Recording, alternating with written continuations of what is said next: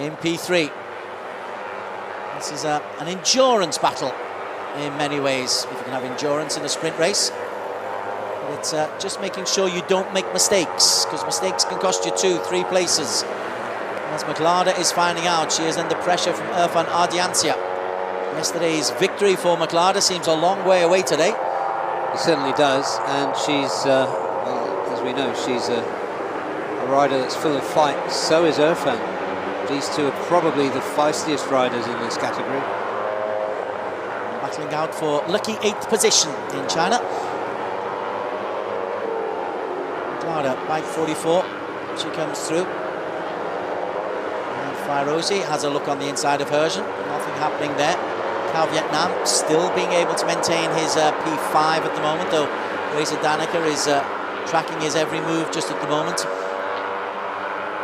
As a commentator, you're not meant to root for riders, but Cao Vietnam, I'd love to see him just maybe get a really good result. As you said, Des, it's good to see some diversity and nationality coming through.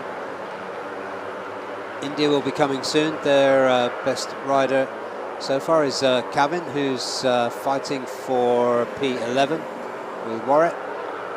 Good little battle going on between those two. And off the camera, this is intriguing. Kawasaki at the tail end. Irfan Ardiancia just can't.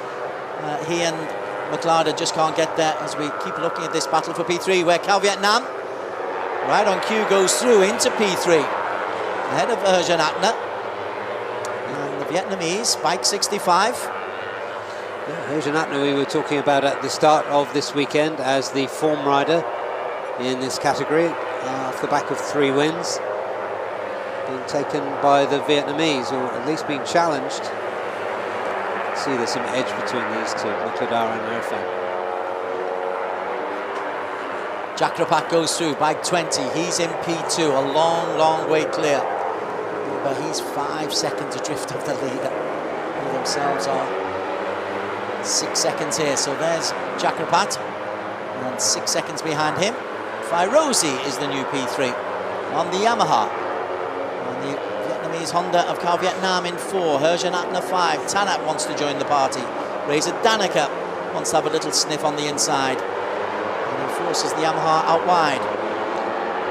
Cao Vietnam chopped across the others very confidently on the way to turn 11 under braking.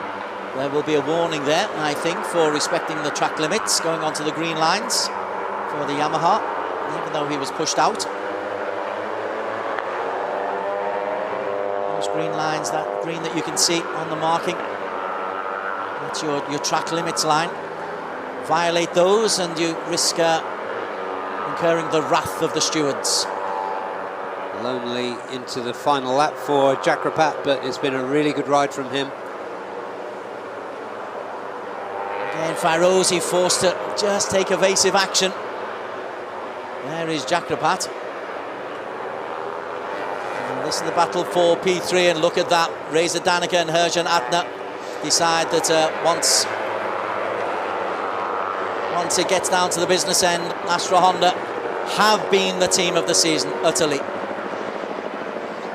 We've rather ignored Veda Ega Pratama because he has been so dominant. I'll tell you what, Tanat's coming up through that group well. Cao Vietnam has dropped back. Here's our winner from start to finish, Veda Ega Pratama. His lead 7 seconds over Chakrapat. He has been outstanding all weekend.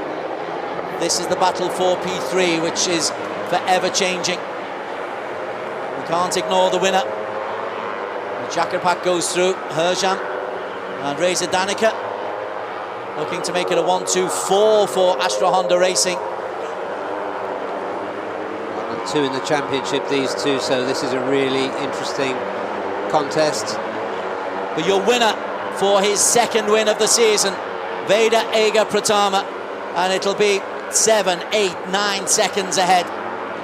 Slowing down, Chakrapat, a lonely P2, but a very good P2, and Hergen Atna is just going to keep the championship alive going into the final weekend of the season to beat Reza Danica in for P3. Nice scrap there, but it was interesting how the Astra Hondas broke away from the rest of that battle for P3. But a revenge ride, a revenge win for Veda Ega Pratama. Chakrapat establishing himself once again as we watch the celebrations in the Astra Honda pit. I think they're quite pleased with that. As they should be. Veda Ega Pratama led from start to finish. No wonder, big pat on the back for the